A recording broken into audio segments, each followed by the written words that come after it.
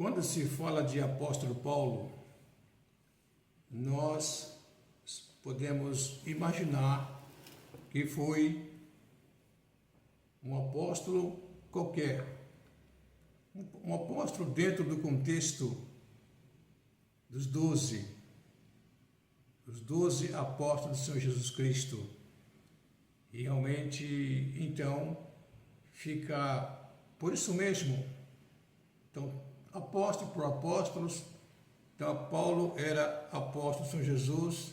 Então, fica por isso mesmo. Então, não há o que discutir. E assim veio a teologias, pensadores, trazendo realmente a sociedade mundial que o apóstolo Paulo fazia parte dos 12, quando Judas Iscariotes caiu, traiu, morreu, e mais depois a seguir, o Senhor Jesus é ressuscitado, vai aos céus, volta, ele passa 40 dias com seus discípulos, e depois de 40 dias, então ele sobe para os céus, e aí então os discípulos, Pedro, Tiago e João, que eram as colunas da igreja de Jerusalém, eles passam então a sentar, eles estavam reunidos, com praticamente mais de 120 pessoas no cenáculo em Jerusalém. Então eles decidem realmente fazer com que o vácuo, deixado por Judas Iscariotes, a vaga, seja preenchida. Então eles oram a Deus. Então ali então é escolhido o 12º apóstolo no lugar de Judas Iscariotes, que passa a ser então por nome de Matias. O nome dele, Matias, pouco falado, pela Igreja Católica, pela Igreja Ortodoxa, pelas igrejas do mundo todo, passado, presente. Então criaram Santo Pedro, Santo Paulo, Santo Lucas, Santo André, Santo tanto, mas não fala de Santo Matias. É até interessante, porque foi escolhido como o 12º apóstolo pela vontade de Deus ali. Os apóstolos escolheram, oraram a Deus e escolheram Matias, mas não tem tanta assim notoriedade no meio apostólico e no meio da igreja do primeiro século e depois na sequência, mas está lá. Você vai em Atos, capítulo 1, versículo 26, fala assim: lançando de sortes, caiu a sorte sobre Matias, e por voto comum foi contado com os 11 apóstolos. Está aqui, em Atos capítulo 1, versículo 26. Ficou no esquecimento. Aí, então, como Deus chama apóstolo Paulo, aí começa o debate, a briga, a confusão, para reconhecer Paulo como apóstolo, devido ao seu histórico anterior. Vou ler para você aqui o histórico anterior dele, que pelo histórico anterior, hoje acontece muito, as pessoas não aceitam que Deus pode transformar uma pessoa que andava na vida de submundo no passado, preso a Satanás, rasgado por Satanás, numa vida totalmente perdida, onde o mundo, a sociedade, passada, presente, nunca aceitou, nunca quis saber do meio deles, rejeitaram, rechaçaram, quiseram destruir.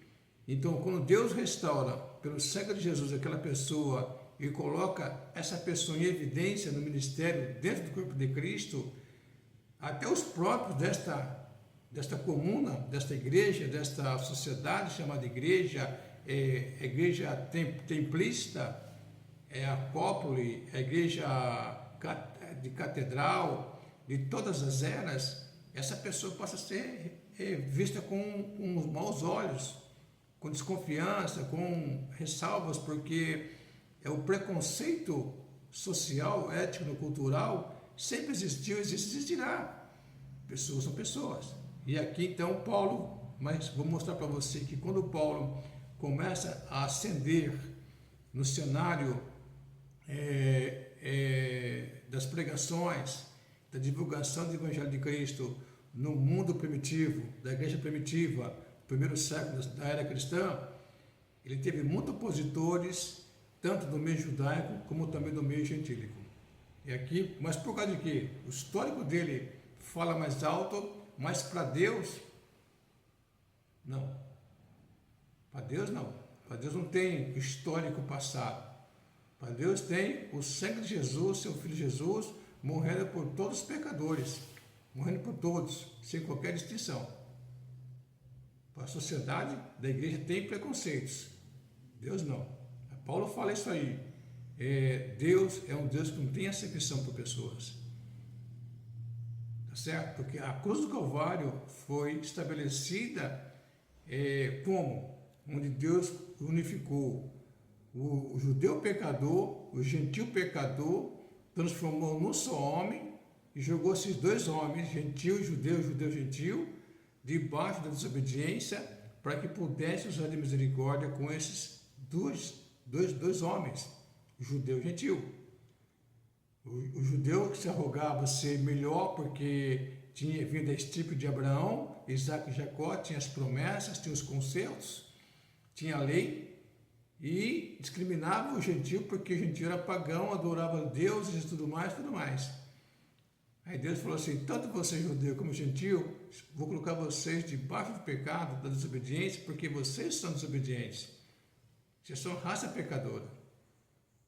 A essência da salvação de vocês não é o que vocês têm como base cultural, religiosa, é sim o que eu tenho em meu Filho Jesus Cristo. Então Paulo estava debaixo da lei. Então o texto fala assim em Atos capítulo 7, vou mostrar para você aqui um texto bonito, poderoso. Ele fala assim que houve uma perseguição muito grande. Começou com a morte de Estevão, né? A morte de Estevão, uma morte assim de apedrejamento, era uma cultura da época, apedrejar todo herege, todo inimigo da lei, desobediência, bandido que fosse, prostituta, era apedrejado, que estava contra os princípios da lei. Então fala assim, então, versículo 58 de Atos 7, fala assim, expulsando a Estevão da cidade de Jerusalém, onde foi julgado pelo Sinédrio, e o apedrejavam. E as testemunhas depuseram as suas vestes aos pés de um jovem chamado Saulo. Aqui aparece Saulo. Pela primeira vez aparece Saulo aqui. Tá certo? E aí, apedrejaram a Estevão, que em invocação dizia, Senhor Jesus, recebe o meu espírito. E pondo-se de joelhos, clamou com grande voz, Senhor, não nos impute este pecado. E tendo dito isto, adormeceu. Na sequência do capítulo 8, versículo 1, fala o seguinte, também Saulo, novamente, pela segunda vez, consentiu na morte de Estevão.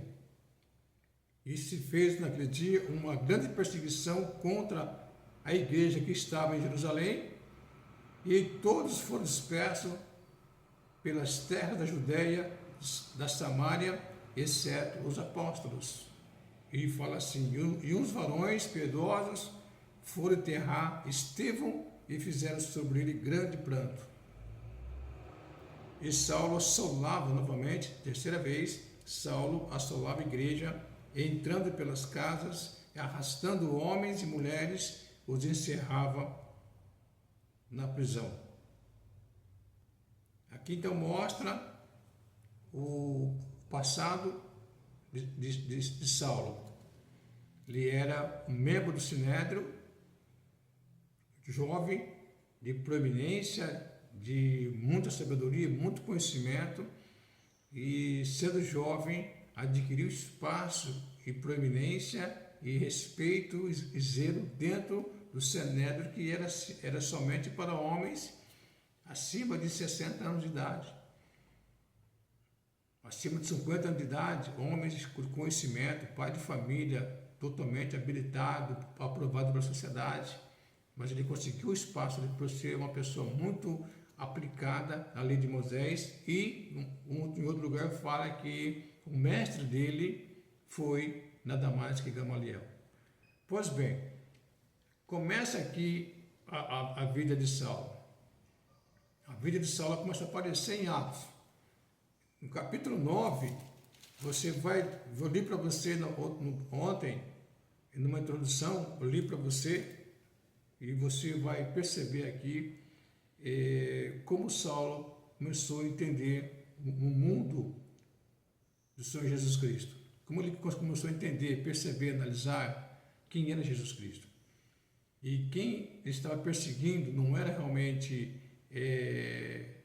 pessoas, porque a fala aqui do Senhor Jesus vai demonstrar muito bem para Saulo quem ele estava perseguindo. Eu vou ler aqui então, ele fala assim, o texto de Atos mostra para você aqui muito bem, e você pode pesquisar na palavra de Deus, na sua casa, para você ter mais conhecimento. Fala assim: e Saulo, respirando ainda ameaças e mortes contra os discípulos do Senhor, dirigiu-se ao sumo sacerdote e pediu-lhe cartas para Damasco, para as sinagogas, a fim de que se encontrasse alguns daquela seita, quer homens, quer mulheres, conduzisse presos a Jerusalém. E indo no caminho, olha só, então ele saiu com aquele ímpeto, com a carta na mão do sumo sacerdote, confiante, zeloso da lei de Moisés, dizendo: vou lá, vou pegar, se eu achar, vou pegar, vou prender, vou bater, vou matar. Tinha convicção, era um fiel soldado do Sinédrio, então, era uma pessoa muito rígida na questão da lei de Moisés. Ele não aceitava que houvesse um outro Jesus, aceitasse um outro Messias, porque ele não gostou, porque ele estava cego. Então fala assim, então que, e indo no caminho, aconteceu que, chegando perto de Damasco, subitamente cercou um resplendor de luz do céu. Um resplendor de luz do céu. E caindo em terra, Saulo ouviu uma voz que lhe dizia... Aqui começa a transformação de Saulo para Paulo. Aqui começa a ter a convicção do seu chamado. Então, a voz dizia assim: Saulo, Saulo, por que me persegues? Ele ouviu isso aí. E ele disse, Saulo disse: quem és, Senhor? Quem és, Senhor? Tipo, quem és tu, Senhor? E disse o Senhor: eu sou Jesus, a quem tu persegues.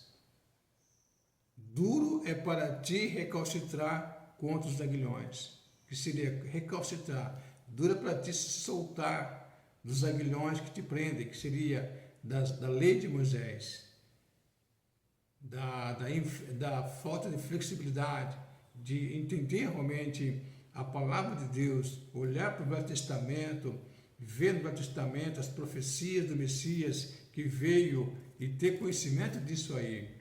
Ele não estava chegando isso aí, porque ele estava tão obcecado em guardar a lei, que ele estava olhando para Moisés, mas Moisés também, e os profetas falaram sobre o Messias que viria em carne, depois ressuscitaria, mas ele estava obcecado, legalista.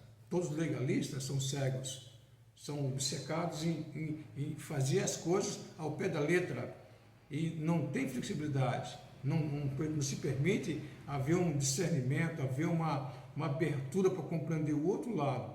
Eles são taxativos. Então, aqui fala: dura para ti recalcitrar contra os que te prendem. E ele, tremendo, então disse: Senhor, que queres que faça?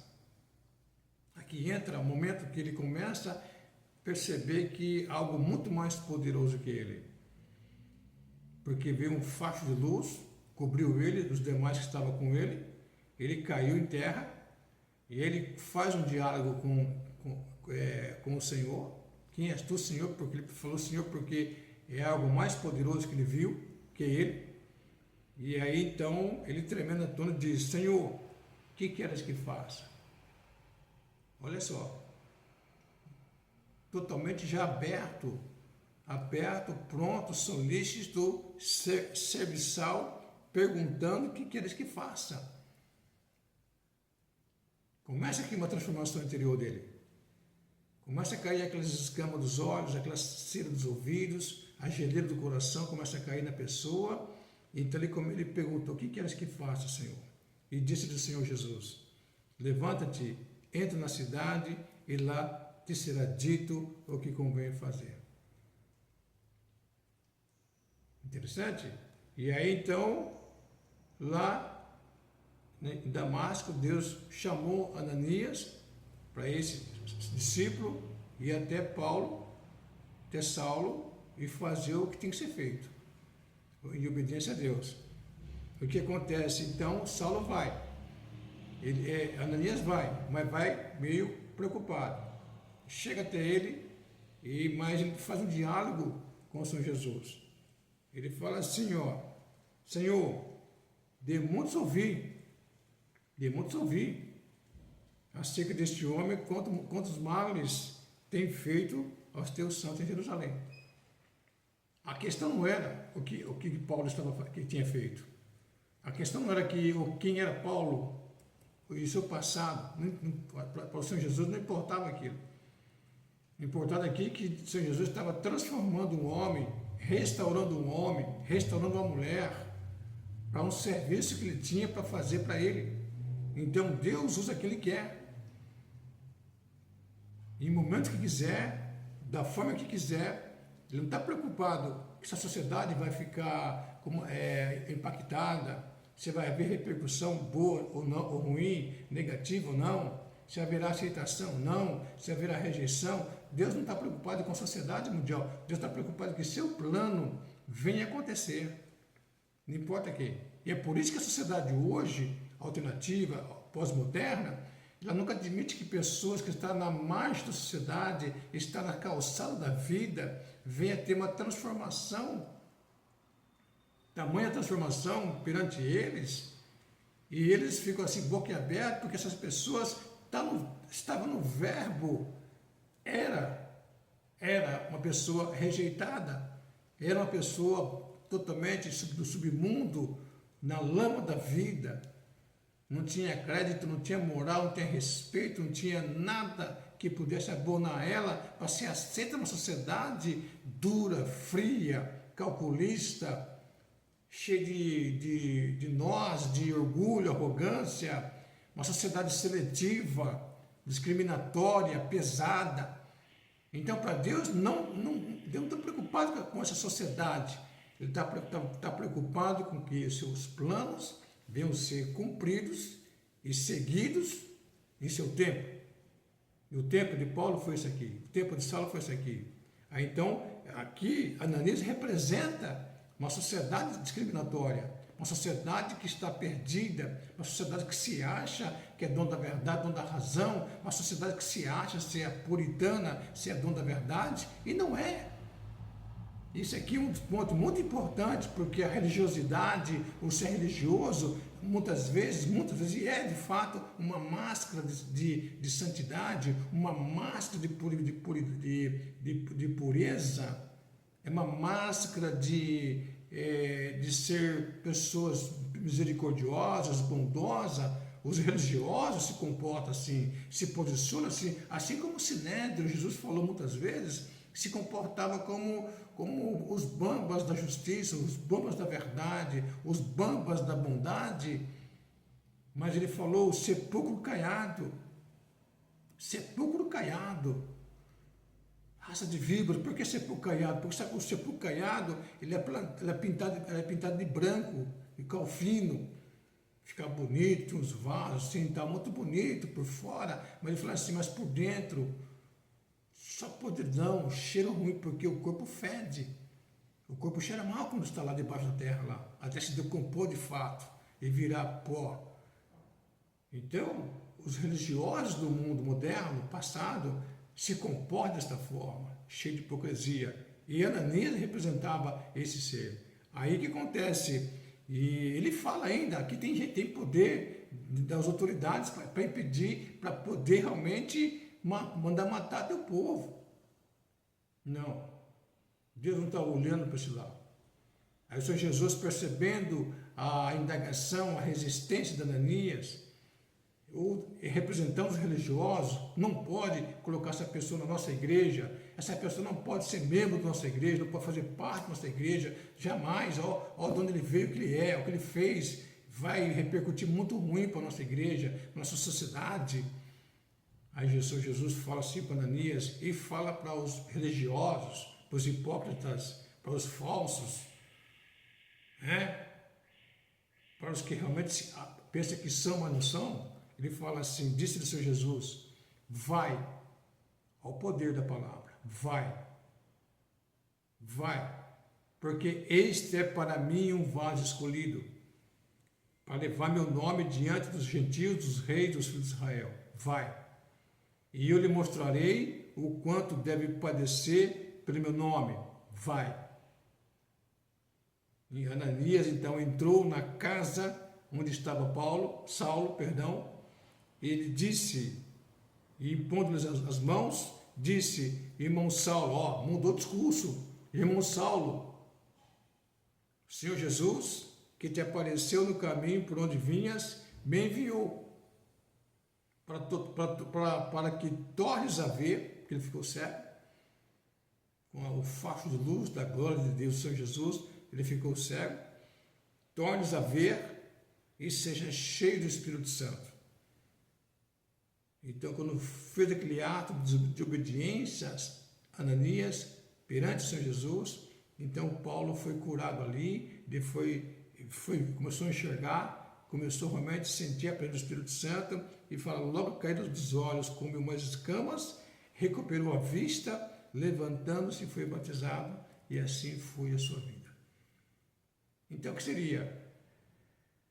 Começou uma história de um homem aqui. Agora, ele vai falar isso aí, ele fala isso aí como aconteceu. Ele fala como aconteceu a sua conversão, porque na verdade ele sempre estava combatendo, brigando com os hereges, com os inimigos da cruz de Cristo, estava questionando o seu apostolado.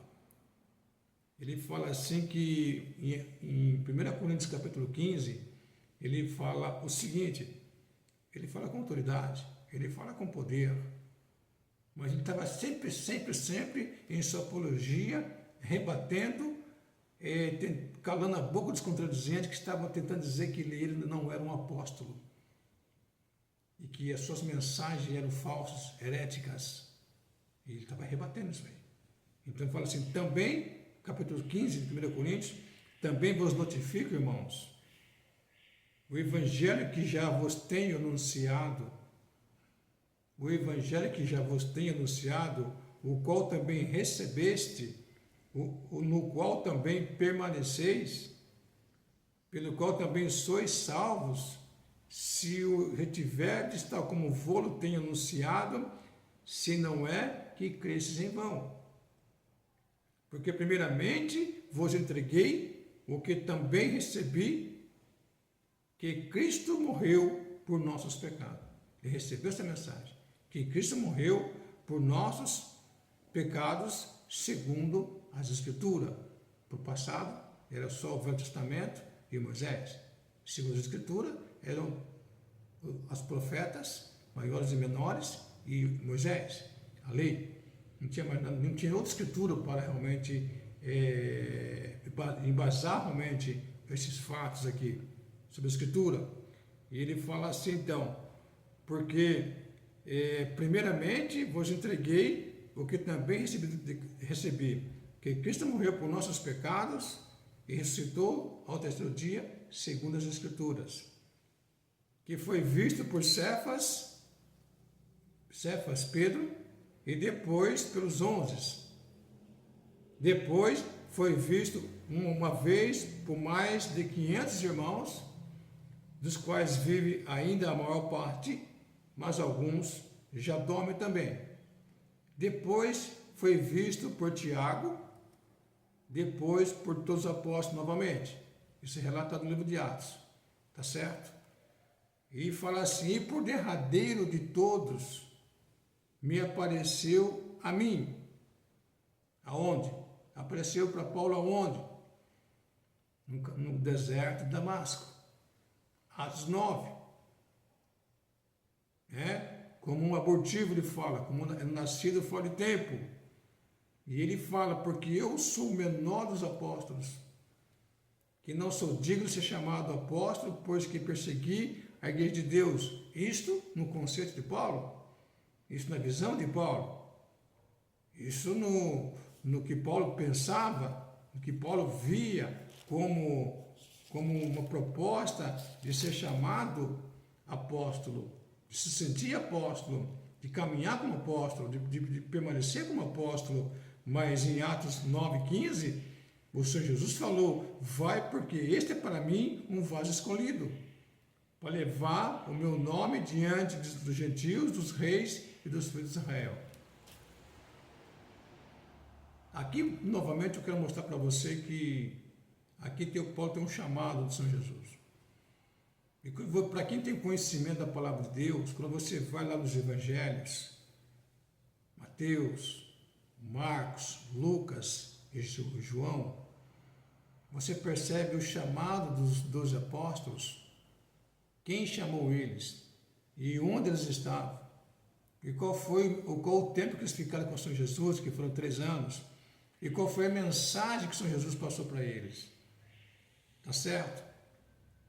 E aí eu falei para você que depois Judas Iscariote, depois de tudo, traz o Senhor Jesus Cristo, aí eles escolhem Matias para ser o sucessor de Judas como 12º apóstolo, para fazer o fechamento dos 12 apóstolos.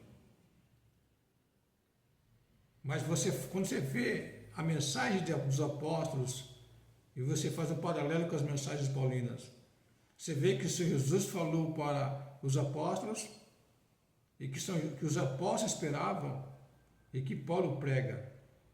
Aí eu pergunto para você: mas por que, se havia 12 apóstolos já prontos pelo Senhor Jesus, por que ele não pegou esses 12 e mandou para as nações? Porque ele pegou um outro homem que era perseguidor da igreja, que era tipo assim um criminoso, um bandido de alta periculosidade, e mandou para as nações pregar o evangelho. Então Deus é contraditório? Deus estava misturando as coisas? Não. Vou mostrar para você no próximo estudo o que Deus tinha para a nação de Israel. Era muito mais poderoso se a nação de Israel obedecesse à vontade de Deus. Se houvesse um arrependimento nacional da nação de Israel, para que Deus pudesse estabelecer o reino do Messias naquele tempo lá. Mas só que houve uma rejeição das autoridades e também do povo. Então, no nosso próximo estudo, vamos trabalhar sobre quem foi chamado para pregar para as nações e por que Deus colocou a nação de Israel num sono espiritual. Que Deus te abençoe. Até o próximo estudo.